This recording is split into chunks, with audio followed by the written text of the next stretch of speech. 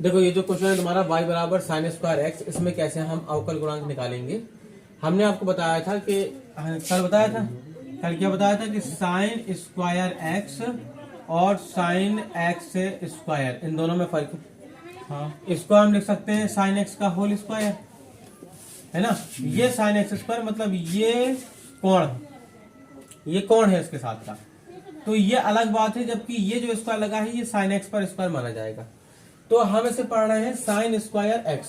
बात को समझ, क्या पढ़ रहे हैं हम? साइन स्क्वायर एक्स पढ़ रहे हैं। इसका मतलब ये हुआ कि पहले हमें घात को निपटाना होगा, यानी हमने कल आपको बताया था एक्स की पावर एन बराबर क्या होता है, एन एक्स की पावर एन माइनस 1। ठीक है, तो सबसे पहला काम तो हम क्या करेंगे, dy अपॉन dx लिखेंगे और 2 आ जाएगा आगे, घात आ जाएगी आगे। तो घात आ गई जब आगे 2, तो यहाँ से एक घात घट जाएगी, तो यहाँ पर एक घात बचेगी, एक घात लिखी जाती है, 2 साइन एक्स आ जाएगा। अब साइन एक्स का अवकलन कितना होता है? अभी तो हमने करा इसके घात का अवकलन, अभी तो करा हमने इसके घात का अवकलन, 1/1 सबका अवकलन किया जाता है। तो घात का अवकलन कर लिया, 2 साइन एक्स हो गया। अब साइन एक्स का अवकलन कितना होता है? कॉस एक्स, तो गुणा लगा के हम लिख देंगे कॉस एक्स। तो ये बन जाएगा final 2 sine x into cos x. ये आ गया आपका आंसर। ठीक है, आगे बस समझ में। इसी तरीके से अगले कॉस क्यू एक्स, 3 घाते आगे ले आओ, तो कॉस स्क्वायर एक्स बचेगा। फिर कॉस स्क्वायर एक्स का करने में नहीं लग जाना, घात का हो चुका, घात से कोई मतलब नहीं है, कॉस एक्स का होगा गुणा में माइनस साइन एक्स। ठीक, कॉट क्यू एक्स का, ऐसी सेक स्क्वायर एक्स का। ठीक है, क्या किताब में नहीं है का। इसके बाद चौथा सवाल देखें, सेक टेन रूट एक्स। ठीक, कॉस स्क्वायर एक्स बचेगा, उसका क्या होगा?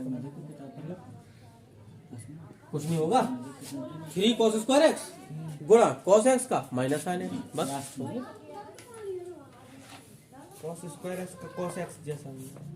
हाँ, कॉस स्क्वायर एक्स का नहीं करना है हमको, जिसका हम कर रहे हैं और जो पता रहा है उसका नहीं करना। बात को समझो ना, इधर देखो क्या कर रहे हैं। 2 साइन एक्स आया, जैसे मान लो यहाँ पे 3 घाते होती, मान लो यहाँ क्या होता 3 घाते, तो यहाँ पर आती 3 और यहाँ आता 2। तो साइन स्क्वायर से मतलब नहीं है हमें, अभी मतलब है साइन एक्स से, घात खत्म, घात का खेल हो चुका है, तो साइन एक्स का कॉस एक्स हो जाता है, तो इतना आ जाता है। आगे बस समझो। ठीक, ये है। ठीक है, अगला क्वेश्चन देखो, चौथे का पहला क्या कह रहा है, y बराबर सेक टेन रूट एक्स। सेक टेन रूट एक्स मतलब सेक के बाद में ये पोर्शन जितना है, ये पूरा पोर्शन आपका कोण है। सेक के लिए क्या है? कोण है। सेक के लिए कोण है, तो आप सेक थीटा, इसको पूरा मान लो थीटा, ये पूरा है, तो सेक एक्स का अवकलन होगा। सेक एक्स का अवकलन क्या होगा? यहाँ पे आ जाएगा dy upon dx। Sec x का अवकलन होगा सेक एक्स मतलब sec ten root x into में टेन एक्स, तो एक्स का काम ये पूरा कर रहा है, मतलब टेन रूट एक्स। ये तो हुआ सेक का, ये तो हुआ सेक का। अब इसमें था टेन रूट एक्स, तो टेन रूट एक्स का, तो टेन का क्या होता है? टेन का हमने आपको बताया था सेक स्क्वायर एक्स होता है, तो टेन रूट एक्स का हो जाएगा सेक स्क्वायर रूट एक्स। मतलब अब टेन के लिए ये कोणांक था, ये कोण के रूप में था, तो ये आ गया टेन रूट एक्स का सेक स्क्वायर रूट एक्स। अब रूट एक्स का बचा, तो रूट एक्स का आप कैसे करोगे? देखो रूट एक्स का मतलब क्या है? रूट एक्स का मतलब क्या है? एक्स की घात 1/2, आगे आएगी घात 1/2, एक्स में से 1/2 में से 1 घट जाएगा, 1/2 एक्स की पावर माइनस 1/2, माइनस 1/2 को हम नीचे लाएंगे तो प्लस 1/2, प्लस 1/2 आएगा, तो यहाँ पर जाएगा 1/2 रूट एक्स। इतना आया। तो एक बात याद रखना आप कि रूट समथिंग का अवकलन 1/2 रूट समथिंग होता है। जैसे हम ये कह दें कि रूट साइन एक्स का अवकलन क्या होगा, तो इतनी लंबी कहानी नहीं चलना है, बल्कि हमें लिख देना है डायरेक्ट है 1/2 रूट साइन एक्स, बात खत्म। ठीक, अगर हम कहें रूट ई की पावर एक्स का अवकलन क्या होगा, 1/2 रूट ई की पावर एक्स, यानी रूट समथिंग का 1/2 रूट समथिंग होता है, बात खत्म हो गई। ठीक है, तो अब रूट एक्स का 1/2 रूट एक्स हो जाएगा, तो फाइनली आपका कितना आया, 1/2 रूट एक्स बाहर लिख लेंगे, फिर यहां पर आ गया sec ten root x into ten root x into sec square root x, किस्सा खत्म। ठीक है, ये देखो आपके पास में 5वें का पहला सवाल है y बराबर साइन 3x, y बराबर साइन 3x। तो साइन का अवकलन क्या होता है? साइन का अवकलन होता है cos, हो जाएगा cos 3x, साइन का cos। अब 3x का, अब किसका? 3x का। तो 3x x का होता है 1, 3 जो का 2, 3 गुणा x, x का मान कितना हो जाएगा 1। तो ये आपका कितना जाएगा फाइनली 3 cos 3x। बात खत्म हो गई। 3x है। ठीक है, 3 cos 3x हो गया। ठीक, नेक्स्ट क्वेश्चन करते हैं। अब छठ में का भी बन जाएगा cos sin x है, तो cos का पहले sin, फिर sin x का अंदर वाले cos x, फिर sin tan का, sin cos का, cos cos का। बन जाएंगे ना? बन जाएंगे ना? बने तो कल पूछना। रूट साइन एक्स का अभी बताया 1/2 रूट साइन एक्स, और साइन एक्स का फिर cos x, साइन एक्स का फिर cos x भी, ऐसे ही इसका, ऐसे ही इसका। अब देखो 8वां क्वेश्चन बताते हैं। ठीक है,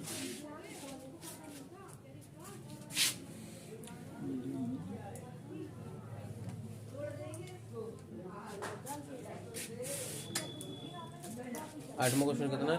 y बराबर बोला ना 1/x की पावर n प्लस a की पावर n, कॉमा नहीं, वो दूसरा क्वेश्चन है। कॉमन का मतलब वो दूसरा क्वेश्चन है।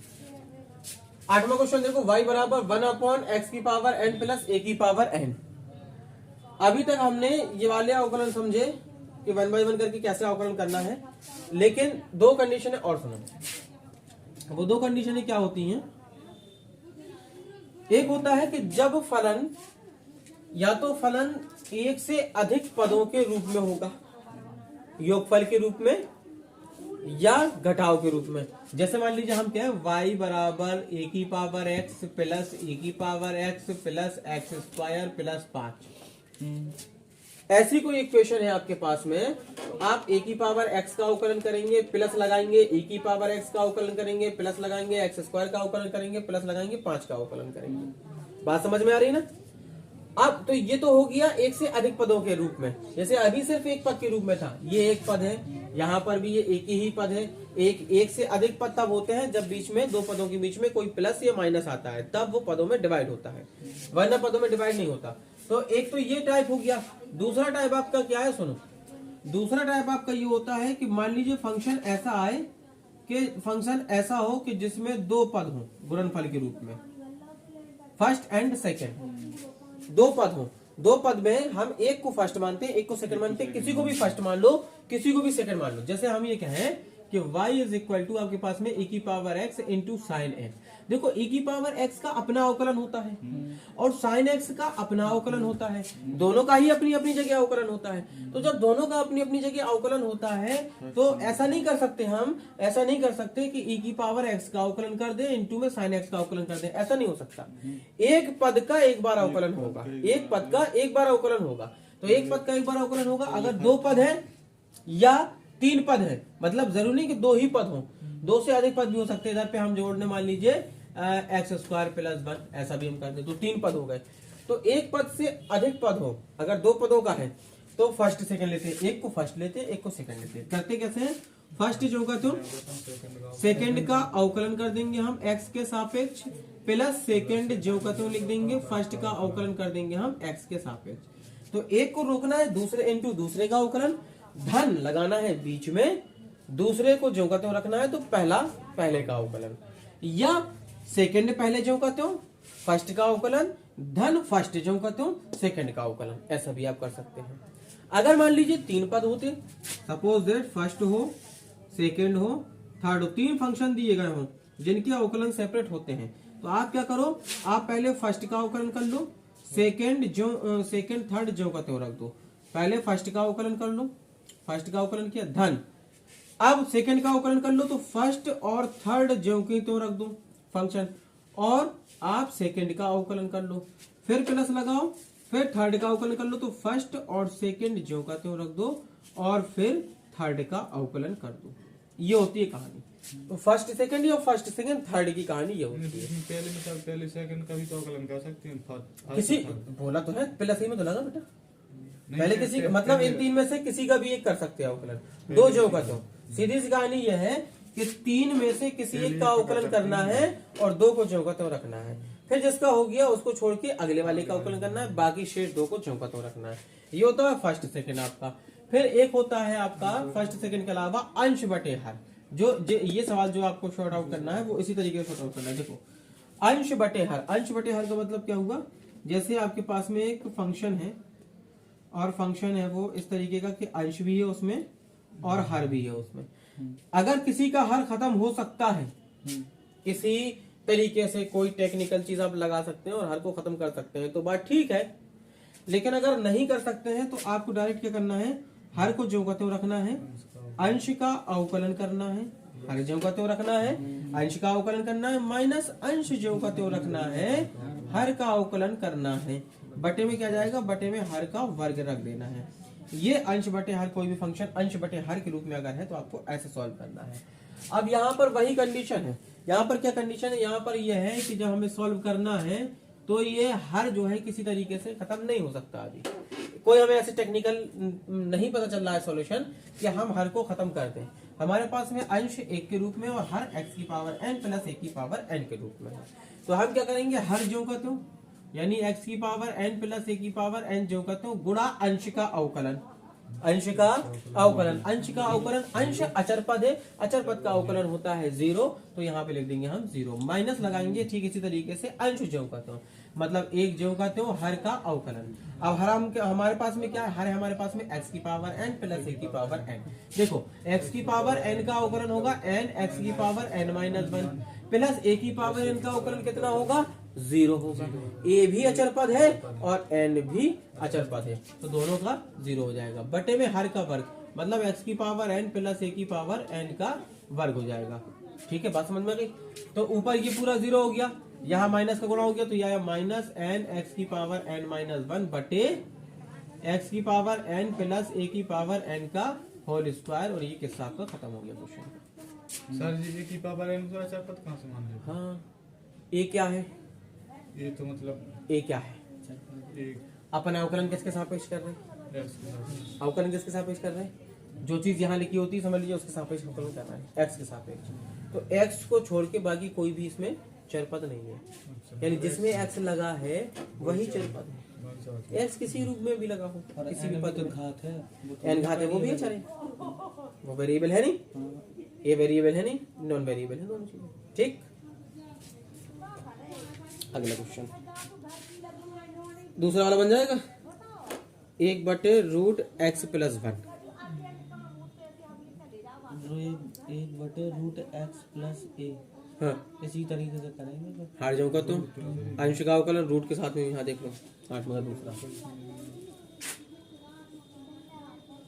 कितना है सवाल, 1/√x प्लस ए।